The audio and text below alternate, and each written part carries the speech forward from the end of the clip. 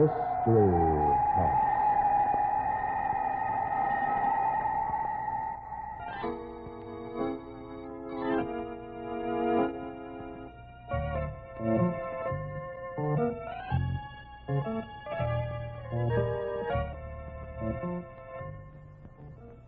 Mystery House, that strange publishing firm owned by Dan and Barbara Glenn, where each new novel is acted out by the Mystery House staff before it is accepted for publication.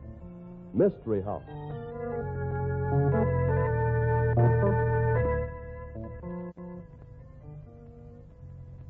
Well, Barbie, I understand we all get into a cowboy mood tonight, huh, partner? That's right, partner. We're going to act out a story about the wild and woolly West, where men are men and murders are plumb mysterious. Well, you know, I always had a hankering to be a cowboy. Then rest easy in your saddle, mister, because you're going to satisfy that craven pronto. Oh, you mean we're all ready to start firing? We sure are, partner.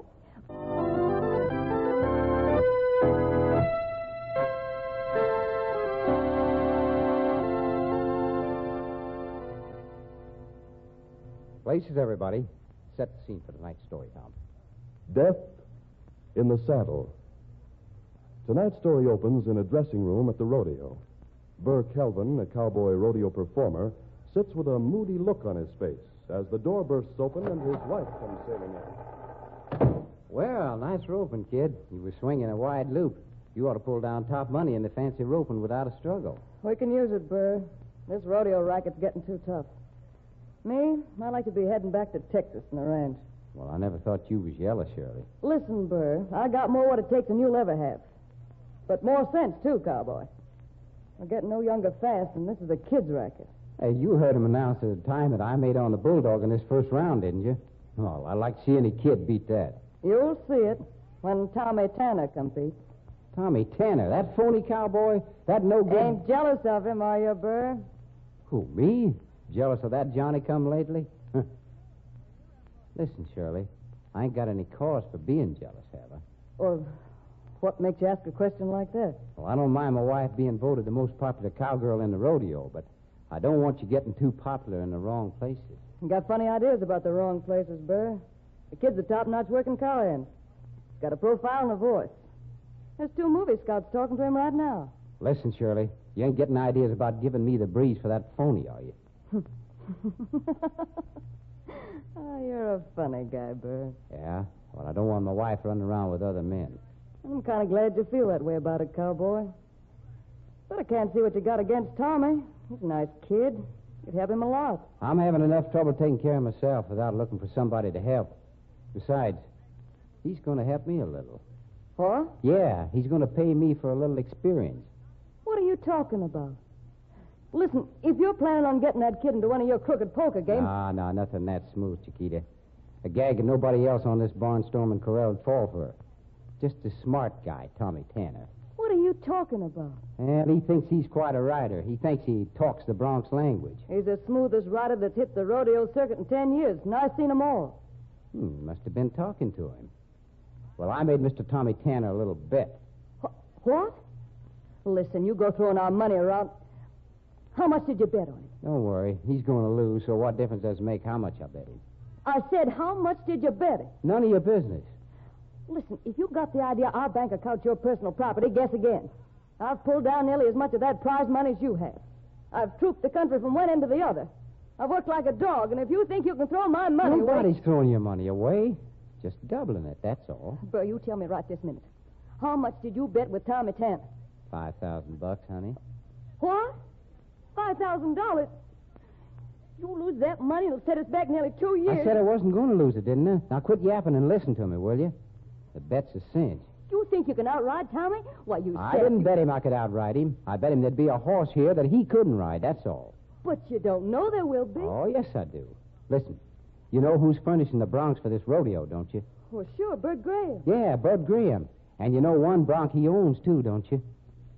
You mean Gray Bomber? Gray Bomber, the wickedest hunk of hell on hooves that ever twisted and turned and sun-dogged his way out of a chute. But Gray Bomber won't be here. There ain't a cowboy in this rodeo would touch him. Why, Gray Bomber's killed 6 men. He can't be rode. It's a publicity gimmick. Graham's bringing in Gray Bomber and putting stories in all the newspapers about the horse's record. And then he's offering $1,000 to any rider who'll take a stab at sticking on the critter. Oh, nobody's that crazy. Bet they ain't. But my bet with Tommy Tanner is that there'll be a bronc here that he can't ride. That's all, see?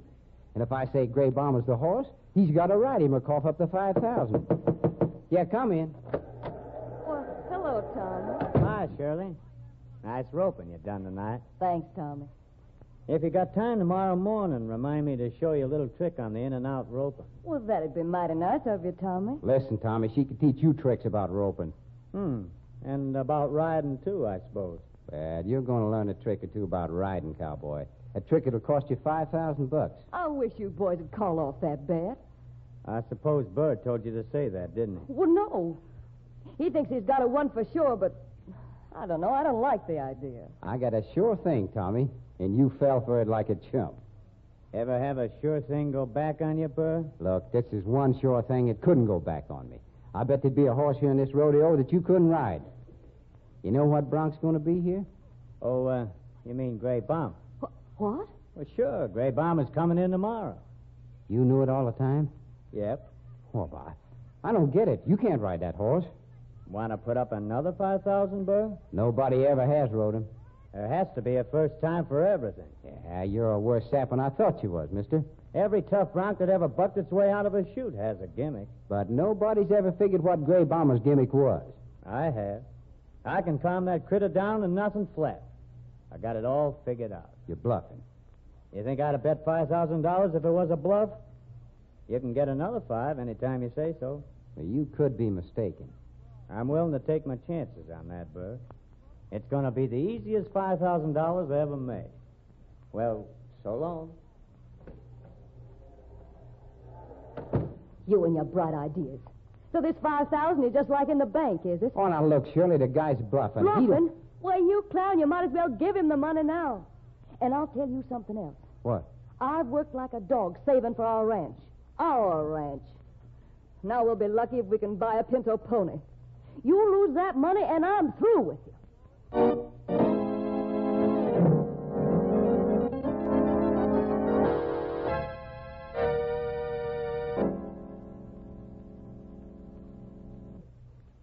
Just a minute, Tommy. Huh? What's the matter, Lottie? You been having a nice visit with Shirley? Now, listen, Lottie, don't go getting in I'll there. get any way I please. And I'll tell you something else. Her husband's watching you like a hawk over a chicken farm. I ain't afraid of him. Well, you better be afraid of me. Who got you your breaks, huh? Who started you out in this rodeo business? Who grub-staked you while you was getting the feel of things? You need money, Lottie? Money. Don't you insult me, Tommy. We got an understanding that we're going to get married, and you just tried backing out of it. Sure, we're going to get married. You're working under too light a rein, Tommy. Let's get married tonight. Well, I figured maybe after we worked the Abilene rodeo, You think I'm pretty dumb, don't you? What? You ain't working the Abilene rodeo. You got a deal on to take some screen tests. Why didn't you tell me about that, huh? Well, Who told you I was taking any screen tests? your little friend Shirley, that's who. Just wait till I get my hands on her. I'm being given a double cross. Look who's talking about the double cross. You ought to know she ain't interested in you. She's looking out for herself and Burr, no matter what she says or how she acts. Why, that dirty little... Well, you ain't so nice yourself, mister. You practically admitted you'd been planning a run out on me. You cheap quit chisel. beefing. You got the wrong idea, cowboy. I ain't complaining. I'm just telling you. You try any fast ones on me, and you're going to get tied up worse than a bulldog steer.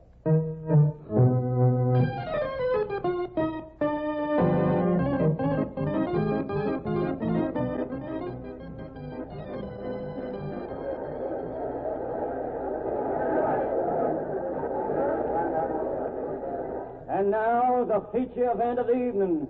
That popular cowboy, Tommy Tanner, trying to ride the roughest, toughest bronc that ever came out of Texas. Oh, he's getting into the chute now. I don't want to look. I'm looking, and I'm enjoying it. Gray Bomber, a bronco that's never been ridden, hold of a record full of death and destruction. Hold your breath, ladies and gentlemen. Are they opening the chute yet? Watch it, honey, watch it. It's going to be good. Here, found a gimmick for that horse, did he? Well, we'll see how much of a gimmick he's got. They're opening the chute now, Shirley. Look. No, boy. Hey, what's going on here anyway? Why, that dirty louse, he's tricked me. What's wrong? Well, Gray Bomber ain't even bucking. He's walking out of the chute. There's something funny going on. You and your crooked ideas for making money. Gonna practically steal $5,000 from him, was you? He didn't have any gimmick, huh? What happened? I don't know. The bronc didn't even buck. Tommy just kind of toppled off right into the dirt. Well, he's hurt. What's it to you if he is hurt? The bronc didn't hurt him, that's a cinch. Wasn't the bronc. If ever I saw a tame horse, Gray Bomber's it. What have you done to him? Me? What have I done to him? You saw it, didn't you? He just fell off with the horse not even bucking. Well, that wins me $5,000, Sugar. But I was plumb lucky. Lucky? Listen, when you win any money, there's no luck connected with it. I'd keep my mouth shut if I thought anything like that, Shirley. Wouldn't sound good to folks. I don't care how it sounds. Oh, look, they're carrying him off. He's unconscious. Serves a smart aleck right. Wait a minute. Bert Graham's coming over this way. Oh, hi, Graham. Well, Tommy had a tough break, huh? That's one way of looking at it, I guess, Bert. Well, I mean, he's fallen off of a tame horse. I guess most anybody'd have trouble staying on a horse in Tommy's condition, Bert. Huh? Why, what's wrong with him? He's dead. What? No. Wait, he couldn't be dead. Maybe not, ma'am, but he is. You mean he hurt himself when he fell off Gray Bomber? I mean nothing of the kind. He was dead when Gray Bomber came out of that chute. But how? Why? What happened? That's what I aim to find out, ma'am. I know about that bet you had with Tommy, Burr. What's that got to do with it? Quite a lot, maybe. You see, Tommy Tanner's been murdered.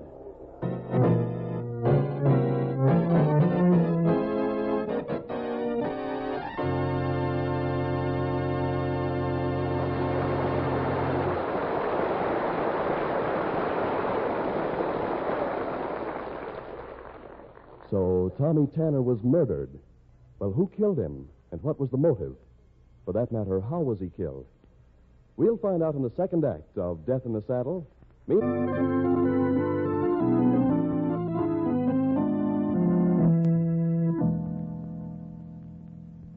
And now, Act 2 of Death in the Saddle.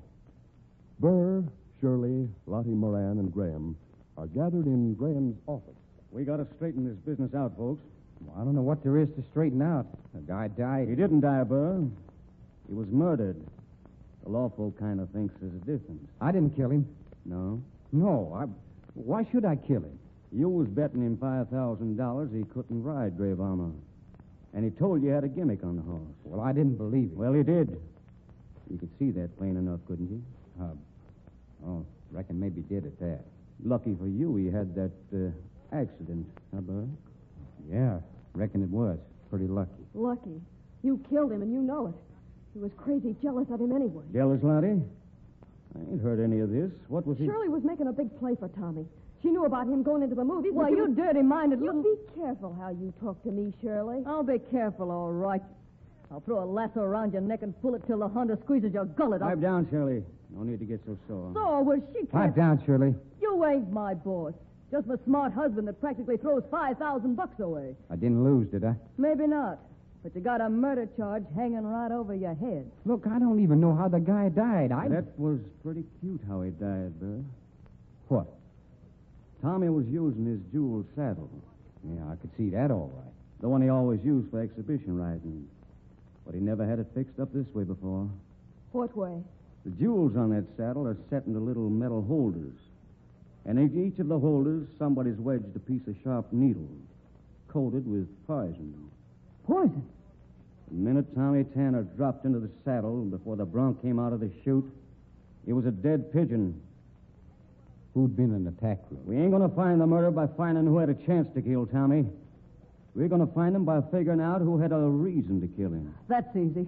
Lottie. Listen here, you. You've got a lot of nerve talking about me having a reason to kill Tommy. Well, we was engaged. Was is right. Tommy was trying to get rid of you. Got too big time for you. That's a lie. I heard the fight you was having with him. Oh, so you've been eavesdropping on me, huh? Listen, I'd like to show you how I wrap it. Oh, so you admit you was having trouble with Tommy, huh, Lottie? We wasn't having any trouble. Nothing that couldn't have been straightened out by getting Shirley out of the way. I don't know what Shirley'd have to do with your trouble, Lottie. She's a married woman. You don't get around much, Graham. Sure, she's married, but she's kind of ambitious, too. She was looking for a chance to improve her position. Now, look here, Lottie, you can't talk... You fool. If you'd been awake, you'd have seen what was going on. Shirley was making a play for Tommy Tanner, a big play. She thought he was going to go places, and she was looking for a ticket right on the same train. When you make cracks like that, Lottie, it's a good idea to be able to prove them. Ask anybody around the room. Now, wait a minute. You girls are slowing things down. What? I'm trying to find out who killed Tommy, and you're jawing about who was Tommy's best girl. That don't make no difference now, the way I look at it. All right. Who killed him?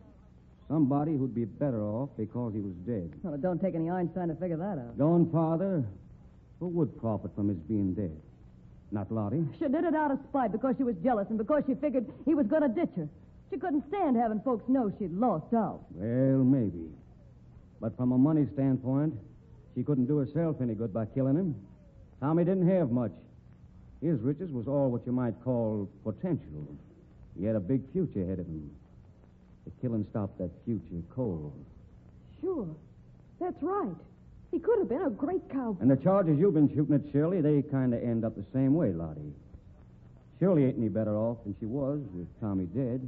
She's $5,000 better off. Well, that's something to argue about. She didn't win the $5,000, and it wasn't her who was going to lose it. The way I look at it, there was only one person going to be any better off with Tommy dead. And that was... Yeah, me. I know what you're thinking. Well, I didn't kill him, Graham. And I ain't going to be made a goat. Nobody's going to ask you to be a goat. But you're the one guy had a chance to line his pockets from Tommy's death. I ain't a killer, I tell you. I never... What time was you in the tack room, Burr? Well, just before the steer bulldogging event. I had to get my stuff. And that was about an hour before Tommy got his saddle, wasn't it? Reckon so. Was anybody in the tack room with you? No. I ain't in the habit of taking along a valet or nothing when I get my stuff. I think maybe we better turn you over to the police, Burr. Think again, then, Graham. Oh, Burr, you fool. Put that gun back in your holster. I ain't getting sent to no jail for something I didn't do. Put that gun away. Oh, so you want me to get arrested, huh? You've been trying to get rid of me for quite a spell. Sure. I ain't good enough for you anymore. Say, you're all wet about Burr being the only person who could profit, Graham. Why? If Shirley could kill Tommy and fix it so Burr'd be the fall guy, she'd get Tommy's $5,000 and Burr's too. Why, she could make more money out of this than anybody. You're just kind of hoping, Lottie. Nope. I'll stick to Burr for my man. I'm going to call the police, Burr. Get away from that phone, Graham. I ain't scared of you, Burr. Now, I'm warning you, Graham.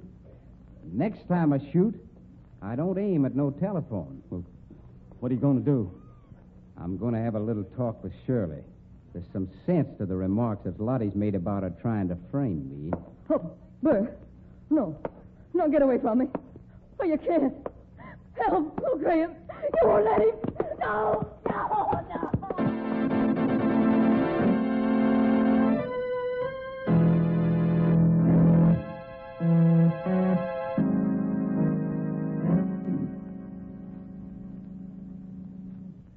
I'll get you for this, Burr, if it takes me the rest of my life. You ain't going to get nobody now that you've confessed. Confess? Why wouldn't I confess? Well, you hit me in the face and knocked me down and twisted my arm to the breaking point. If I hadn't confessed, it'd have been nuts. You mean you're denying your confession? Of course I'm denying it. And I reckon I got to start working you over again, Shirley. Oh, for the love... Oh, Graham. Lottie, you can't let him kill me. Hey, he's got a gun. He's crazy mad, Shirley. I ain't hankering to dispute with him. Your confession's true, and you know it, Shirley. You killed Tommy. Now, don't go trying to get out of it. Listen, if I'd have wanted to kill Tommy, I'd have done it a lot easier than the scheme that was worked. And if you think you're going to make my confession stand up in court, you're going to look like just as big a sap as you really are. Yeah? Why? Because I'll show the police a ticket. What ticket? The ticket to Reno. The ticket to What? Tommy had you licked on that bet. It was a big time, and he's heading right for the top. What's that got to do with a ticket to Reno? Plenty. Tommy was giving me the money to go out to Reno. I was going to skip after tonight's show. I was going to get a divorce from you and marry him. That's a lie. Oh, no, it ain't, and you know it. I got plenty of proof. Ask the lawyer that was advising Tommy on his movie test business and see what he says. Tommy'd been getting more than movie advice from him. You're a sweet little woman. You are. What do you expect? We're throwing away most of the money we'd been able to save. I wasn't doing no such thing. You saw for yourself. Even when he was dying, Tommy was able to put a gimmick on Gray Bomber. Had the Bronx stop cold. You saw it. He even told Graham what the gimmick was, and Graham admitted it might work. What? So, he told Graham, huh? No, he never said nothing to me about it. That's a lie. He told me he'd talk to you. Oh, what difference does it make whether he talked to Graham or not? He had a gimmick on the horse, all right. That was easy enough to see. The important thing is that Burr knew about the gimmick. I wouldn't be too sure about that, Lottie. But why A not? good bucking bronc that can't be rode. A horse like that's worth as much as a winning racehorse in the rodeo business. More, maybe. I've turned down some big offers for Gray Bomber. Oh, that's beside the point. Well, sure it is. You do a little less talking and more listening, Graham. Tommy talked to you about the way he was going to calm Gray Bomber down. No, I knew nothing about Oh, it. yes, you did. Tommy told me. There wasn't any reason for him to lie to me about it. Oh, getting smart, huh, Shirley? Gray Bomber was worth a small fortune to Graham, as long as he couldn't be rode.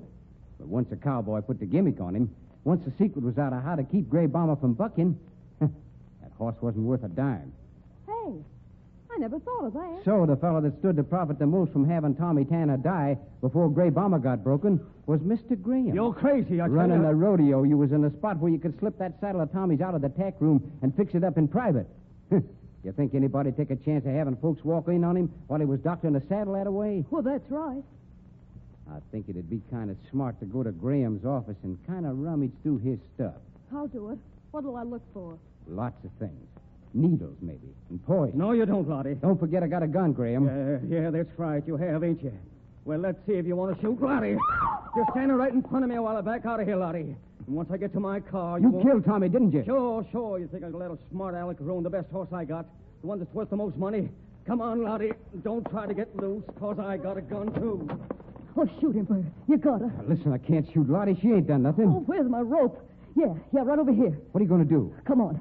We gotta run to catch him before they get to Graham's car. Now, hurry.